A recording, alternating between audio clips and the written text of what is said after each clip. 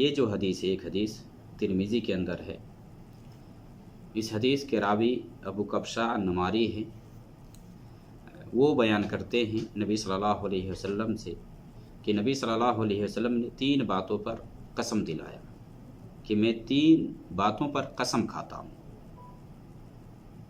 اس میں سے پہلی بات کہ جس پر نبی صلی اللہ علیہ وسلم نے قسم دلایا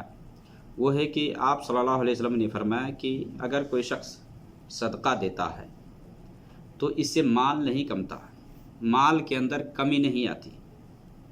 اللہ کی راہ میں اگر کوئی دیتا ہے، خرچ کرتا ہے، تو یہ نہیں سوچنا چاہیے کہ ہمارا مال اس سے کم ہو جائے گا۔ 10 20 یا جو بھی ہے، 50 100 جو بھی خرچ کرتا ہے، نہیں، اس سے مال نہیں کمتا ہے۔ صدقہ دینے سے، اللہ کے راستے میں خرچ کرنے سے مال کے اندر کمی نہیں آتی، بلکہ وہ مال بڑھتا ہے۔ حقیقت میں اللہ رب العالمین برکت دیتا ہے۔ تو آپ صلی اللہ علیہ وسلم نے فرمایا کہ اگر کوئی بندہ صدقہ دیتا ہے تو اس سے مال کم نہیں ہوتا۔ اور دوسری بات کہ جس پر آپ نے قسم دلایا وہ یہ کہ اگر کوئی شخص مظلوم ہے،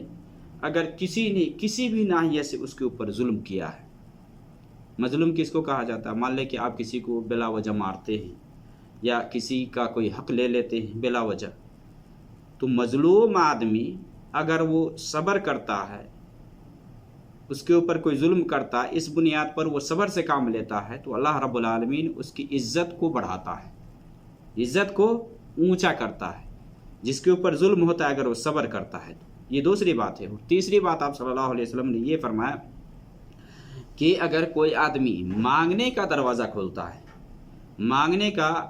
سلسلہ رائج کرتا ہے، مان لے محتاج نہیں ہے، ضرورت مند نہیں ہے، پھر بھی وہ جا کر کے سوال کرتا ہے، مانگتا ہے تاکہ اس کا مال بڑھے،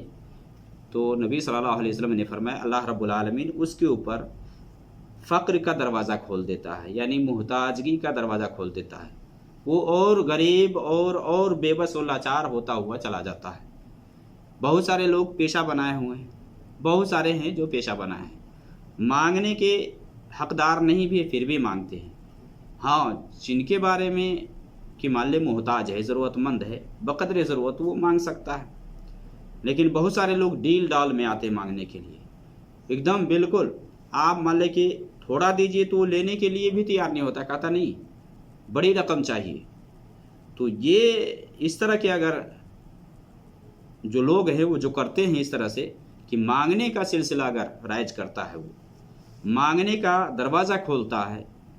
مانگ کر کے تاکہ اس کا مال بڑھے،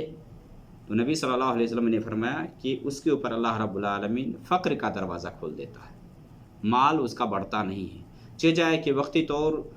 پہ اس کو جو لگے کہ اس سے میرا مال اتنا بڑھ گیا ہے، اتنا ہو گیا، آج میں نے اتنا جمع کر لیا ہے، لیکن حقیقت یہ ہے کہ اس کا مال بڑھتا نہیں ہے، وہ محتاجی اور لالچی اور اسی طرح سے حریص ہوتا جاتا ہے۔ اس لیے حدیث کے اندر منع ہے کہ اگر کوئی آدمی ضرورت مند نہیں ہے، مانگتا ہے، تو قیامت کے دن اس حال میں آئے گا کہ اس کے چہرے پر گوشت نہیں ہوگا جو دنیا میں مانگا کرتا تھا۔ بہت سارے لوگ مال بڑھانے کے لیے مانگتے ہیں، تو یہ صحیح عادت نہیں ہے، یہ درست صفت نہیں ہے، بلکہ آدمی خود سے محنت کر کے کمائے۔ اور سب سے بہتر کھانا کیا ہے؟ جو آدمی خود کما کر کے کھاتا ہے۔ داؤد علیہ السلام کے بارے میں آتا ہے، داؤد علیہ السلام اپنی ہاتھ کی کمائی ہی کھاتے تھے،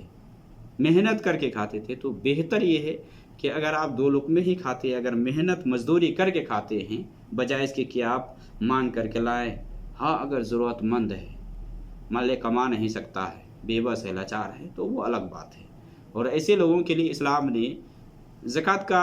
مان لے سلسلہ چالو کیا ہے کہ جو محتاج ہیں، جو ضرورت مند ہے، ان کے لیے زکوٰۃ ہے کہ جو مالدار لوگ پیسے نکالتے ہیں یا جو زکوٰۃ دیتے ہیں، وہ انہی محتاجوں اور غریبوں کے لیے ہے